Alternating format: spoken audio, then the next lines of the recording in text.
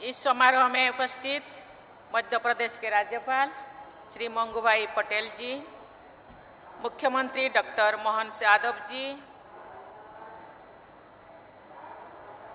यहाँ के सांसद श्री बी.डी. शर्मा जी, बागेश्वर धाम के पीठाधीश्वर श्री धीरेन्द्र कृष्ण शास्त्री जी, पूज्य ज्ञानानंद महाराज जी, आचार्य बालकृष्ण जी, उपस्थित संत समाज, श्री बागेश्वर धाम जन सेवा समिति के सभी पदाधिकारीगण, स्वयंसेवकगण, गणमान्य अतिथियों, वर वधुगण, देवियों और स्वजनों, सभी को नमस्कार। आज महाशिवरात्रि के पावन अवसर पर आयोजित इस सामूहिक विवाह समारोह में शामिल होकर मुझे अत्यंत प्रसन्नता हो रही है। हम सबके ऊपर देवादिदेव महादेव की कृपा बनी रहे तथा हमारे देश और समाज प्रगति के पथ पर आगे बढ़े, यही मेरा प्रार्थना है। यहाँ उपस्थित सभी नवविवाहित दंपति को मैं अपना आशीर्वाद देती हूँ और उनके सुखमय वैवाहिक जीवन का कामना करती हूँ। आपको विवाह सूत्रों में बांधने और आपके जीवन में खुशी का ये अवसर उत्पन्न करने वाले मैं श्री धर्मेंद्र कृष्ण शास्त्री जी और श्री बागेश्वर धाम जन सेवा समिति की सभी मेंबर्स को बहुत बहुत धन्यवाद देती हूँ। ये बहुत ही प्रसन्नता की विषय है कि ये विवाह समारोह जन सहयोग से संपन्न हो रही है और विवाहित जोड़ों को गृहस्थी के जरूरी सामान के साथ साथ उन्हें स्वावलंबी बनाने के उद्देश्य से सिलाई मशीन और आटा चक्की जैसे जीवन उपयोगी वस्तुएं भी भेंट की रूप में दी जा रही है। जन सहयोग द्वारा जन कल्याण का ये बहुत ही अच्छा उदाहरण है। मुझे विश्वास है कि आज विवाह बंधन में बांधे दंपति इस दिवस की स्मृति को संजो कर रखेंगे और अपनी गृहस्थी को सफलतापूर्वक आगे बढ़ाएंगे। देवियों और स्वजनों, भारतीय परंपरा में संतों ने सदियों से अपने कर्म और वाणी से जनमानस को राह दिखाई है। समकालीन समाज में प्राप्त सामाजिक कुरीतियों के विरुद्ध आवाज उठाए हैं। उन्होंने समाज में फैले अंधविश्वासों के बारे में लोगों को जागरूक किया है।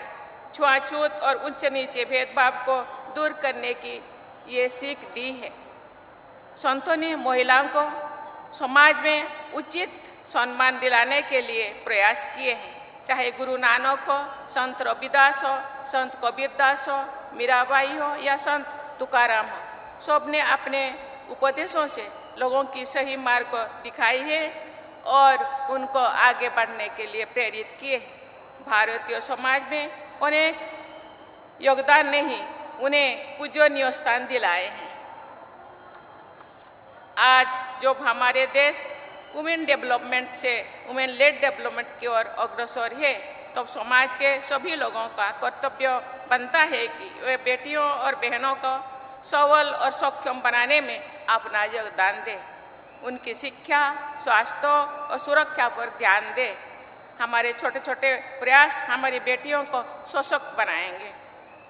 मैं सभी महिलाओं से भी कहना चाहूँगी कि आप स्वयं को शिक्षित और आत्मनिर्भर बनाने के लिए निरंतर प्रयास करें। जब आप सबल होंगे तो भी हमारा समाज और देश सबल होगा।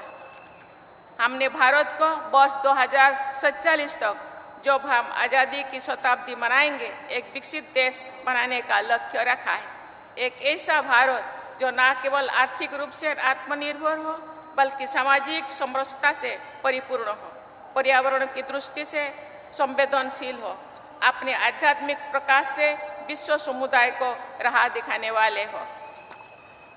ऐसे भारत के निर्माण में समकालीन संतों की भी अहम भूमिका है। ये लोगों को सामाजिक एकता बढ़ाने के लिए और पर्यावरण संरक्षण के लिए तथा अपनी ऊर्जा को राष्ट्र निर्माण में लगाने के लिए प्रेरित करते रहते हैं। मेरा मानना है कि हमें अपनी ज्ञान परंपरा को जांच परोकार करें और उसके उपयोग अंश को अपना कर अपने उपयोग राष्ट्र निर्माण और मानव कल्याण के लिए लगाएं। इसी भावना के साथ कार्य करते हुए आगे बढ़ते रहें। इसी कामना के साथ मैं सभी नवविवाहित वर वधुओं को उनके स्वर्णिम भविष्य के लिए मंगल कामना करती हूँ तथा सभी को आशीर्वाद देती हूँ कि उनका वैवाहिक जीवन सुखमय हो और सुख रहे, सुखी रहे और आगे बढ़े। इसी के साथ मैं अपने वाणी को विराम देती हूँ। जय हिंद, सभी को धन्यवाद।